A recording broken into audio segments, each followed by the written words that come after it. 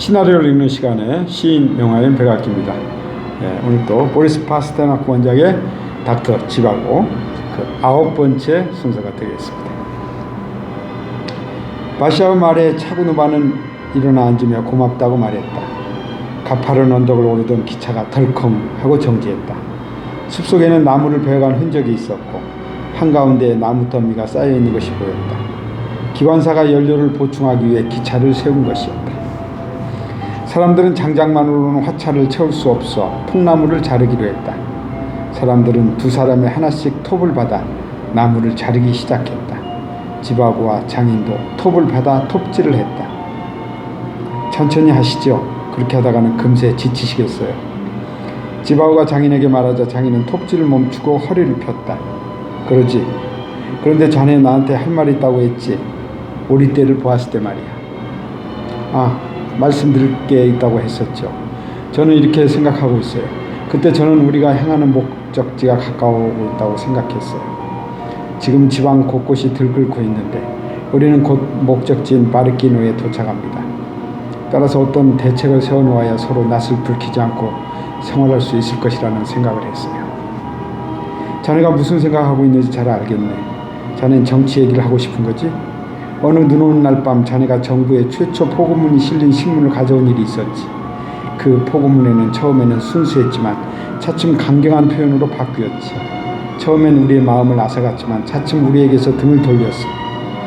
그들의 법은 우리와 적대적인 것이지만 그들은 나를 믿어왔고 나는 자유와는 관계없이 어떤 의무를 갖게 되었지. 우리가 가는 것은 채소를 심기 위해서지만 사실은 돈을 찾아 떠나온 거야. 하지만 옛날처럼 돈을 벌 수 있을까? 잘 되지 않을 거야. 이제 러시아에서 사유재산은 인정되지 않으니까. 우리 그로코메 집안은 한 세대 전에 영화를 이뤘어. 서 있는 기차의 화물칸 안은 너무 더웠다. 지바고는 잠을 이룰 수가 없어서 다른 사람은 수면에 방해가 되지 않도록 살그머니 침상에서 내려와 문을 열었다. 끈끈하고 습한 공기가 기분 나쁘게 얼굴에 닿았다. 멀리서 물방울이 떨어지는 것 같은 둔탁한 소리가 희미하게 들렸다. 무언가가 굴러가는 소리도 들려왔다. 옷을 물에 헹구는 것 같은 소리였다. 전선에서 근무한 경험이 있는 지바고의 얼굴이 굳어졌다. 그것은 장거리포 소리에 틀림없었다. 대포 소리가 틀림없어.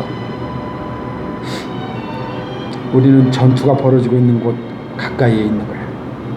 지바고는 고개를 갸웃하며 철로로 내려갔다. 기차가 앞으로 걸어간 지바고는 열차가 움직일 수 없게 되었음을 알았다. 기관차가 수병들을 태운 객차만 끌고 어디론가 가버린 것이다. 기관차가 없다면? 지바고는 사정을 알아보려고 역사 쪽으로 걸음을 옮겼다. 그때 총을 든 보초병이 불쑥 나타나 앞을 가로막았다. 어디 가는 거요? 통행증이 있어? 여긴 어느 역이요? 어느 역이든 그런 건 알 필요 없어. 당신 뭐 하는 사람이야? 나는 의사요. 모스크바에서 가족과 함께 이 기차를 타고 있어.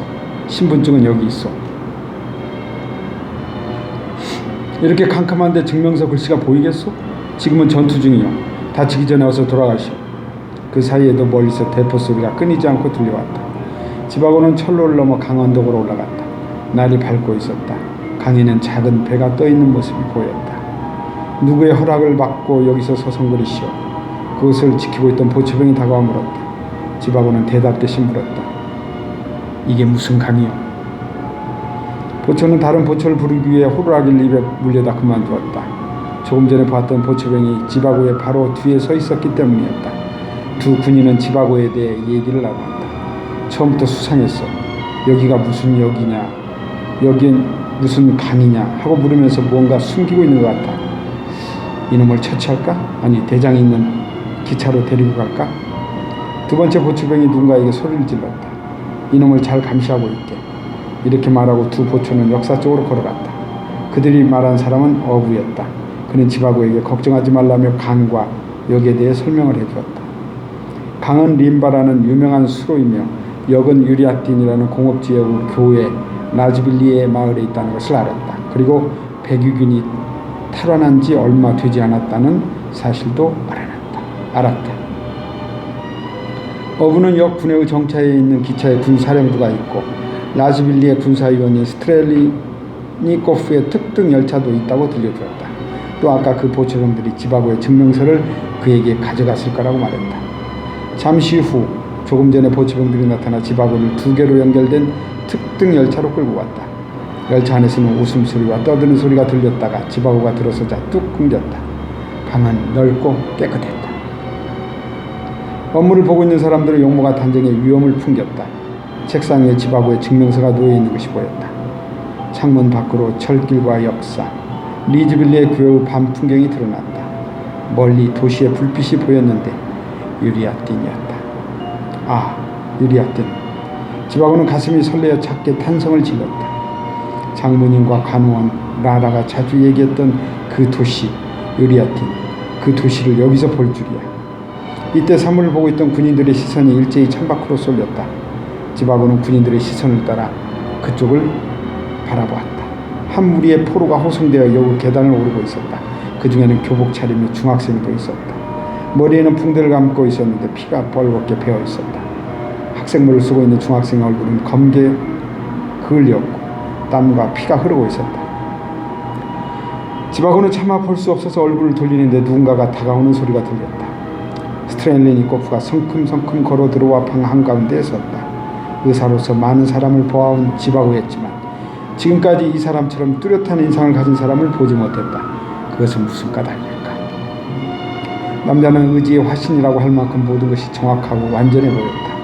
균형 잡힌 몸매와 단정한 머리, 절도 있는 걸음걸이, 반짝이는 군화, 말쑥한 군복 등 모든 것이 완벽해 보였다. 어떤 위기에 처하더라도 침착하게 해결할 것 같은 인상을 풍겼다. 스트렐리니코프는 친구를 대하듯이 부드럽게 부하에게 말했다. 다 함께 축하하세. 우린 놈들을 물리쳤어. 이건 목숨을 걸고 하는 전쟁이 아니야. 아이들의 전쟁놀이 같았어. 하기야 놈들도 우리와 같은 러시아인들이니까. 다만 그들의 머릿속이 잘못된 생각들로 가득 차서 우리가 혼을 좀 내준 것이지. 적의 사령관은 나의 오랜 친구인데 나보다 더 어려운 노동자였지. 나는 그와 한 집에서 자랐는데 어렸을 때는 그 친구네 신세를 많이 졌지. 그런데 오늘날 그를 물리치고 나서 이렇게 기뻐하다니. 구리안, 빨리 전화를 연결해라. 전보나 전력만으로는 안 되겠다.